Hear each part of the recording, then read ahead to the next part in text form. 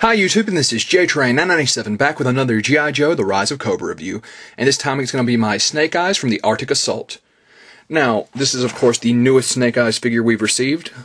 He looks like he uses a lot of the Ice Viper's parts, which kind of has me worried. The Ice Viper was a cool looking figure, but the articulation really suffered from these bulkier pieces to make it look like he's wearing a winter coat. Snake Eyes comes with his sword, handgun, looks like an ice hook or something along those lines, and instead of an oversized rocket launcher, he gets a backpack with 2 grappling hooks and his base. So awesome looking figure. Get a look at that bad boy in the packaging. Onto the back of the box, the rest of the characters in the wave. Snake Eyes file card says, Ninja Commando Snake Eyes trains the G.I. Joe team in hand-to-hand combat. He's an expert in assault missions that take place in extreme conditions, so he is well prepared to help the team infiltrate the Mars Industries base in the remote Arctic. Preferred weapon, hand-forged steel heirloom katana sword. So, this bad boy looks awesome. Of course, always love to get more Snake Eyes for my collection. Let's pull him out of packaging. And here Snake Eyes is out of packaging. Of course, let's get a quick 360 of this guy. No sword sheath on his back, but he does have a peg, so you can always take one off another Snake Eyes and put it on. So, some decent looking detail. He looks like he did at the end of the film. His other accessory, which he is not holding, is his tiny little handgun. Once again, no storage. Really could have used a holster or something. Now, let's get on to something that really bugs me about this figure right off the bat. How he holds his accessories. They're basically constantly falling out. So you can see here, the ice hook has this little grip that helps it stay in his hand, but it comes right out with no trouble whatsoever. It just falls out constantly. The sword as well just constantly falls out of his hand. That's a big issue for me, because I feel like this is I don't know if this is all Snake Eyes, but I think I know someone else who's complained about this same issue, and to me it seems like Hasbro was like, oh, it's Snake Eyes, we know people are going to buy it, so there's no need to polish the figure off. That may not be the case, but I really am upset with how poorly he holds his weapons. So, onto his articulation. Of course, first the base, standard Joe base. His articulation, I was of course worried after the Ice Vipers and how hindered it was. Surprisingly free moving. He has kind of the Desert Ambush Duke jacket where it can be popped off. You have all the detail beneath. There's actually some camo paint, so that's not terrible. Of course, I'm going to keep the jacket on him, even though it does do a bit to hinder his articulation. Yeah, surprisingly free movement. Nothing too bad. The only trouble I had all in this whole figure is his right elbow joint. I cannot get that thing to move for the life of me.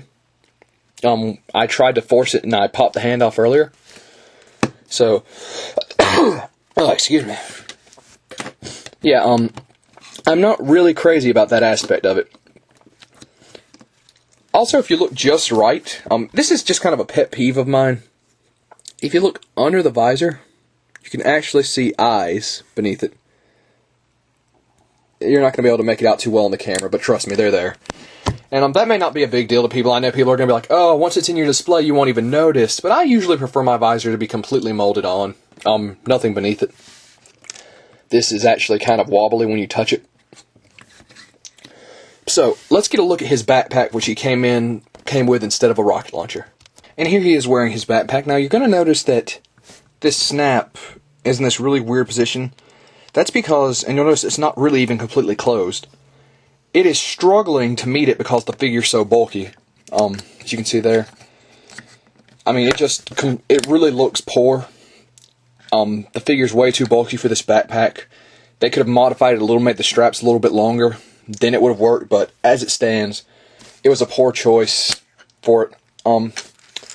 Now, his backpack does have 2 grappling hooks on the end. You hold them up and Snake Eyes can go from one side to the other. Like that. So, like I said, I'm not majorly disappointed that we lost the rocket launcher for the backpack. It really doesn't serve any purpose for me, though. I'm still not going to use the thing. So, let's get a comparison to the other Snake Eyes from the G.I. Joe Rise of Cobra line. And here we have all 3 Snake Eyes currently available from the Rise of Cobra line with City Strike Snake Eyes, otherwise known as Resolute Snake Eyes, scheduled for Wave 5. That's already hitting some retail outlets now. I actually have it. The review is forthcoming. So, the snake eyes we've got so far, of course, the standard snake eyes, the Arctic Strike snake eyes, and Paris Pursuit snake eyes. With this one, I really found that it seems like they rushed the figure.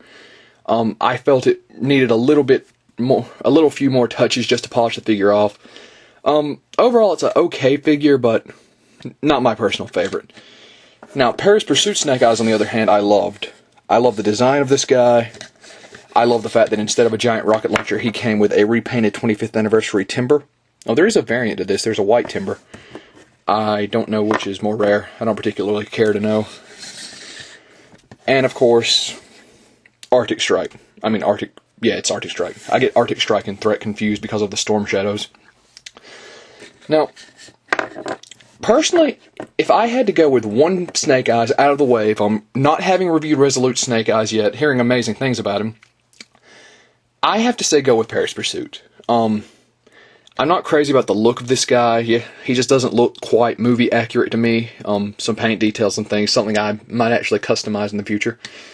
This guy's way too bulky. He has a lot of problem holding his accessories, and this guy just looks awesome. I know a lot of people are like, oh, he doesn't wear the trench coat. No. You know what? It still looks awesome on him. He still has an awesome sword sheath. He has an awesome gun. Doesn't have a rocket launcher. I still say go with this guy. But, of course, this review is about this Snake Eyes. Overall, not impressed. I know a lot of people are going to rush out and buy him whether or not they listen to this review because he's Snake Eyes, they want a Snake Eyes, he's movie accurate. That adds to the value for a lot of people. Overall, I'm not impressed.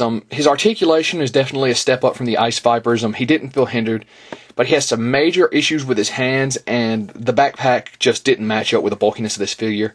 I'm going to go 6.5 out of 10. I just think Hasbro could have done better, and this is JTrain997 saying I'll see you soon, YouTube.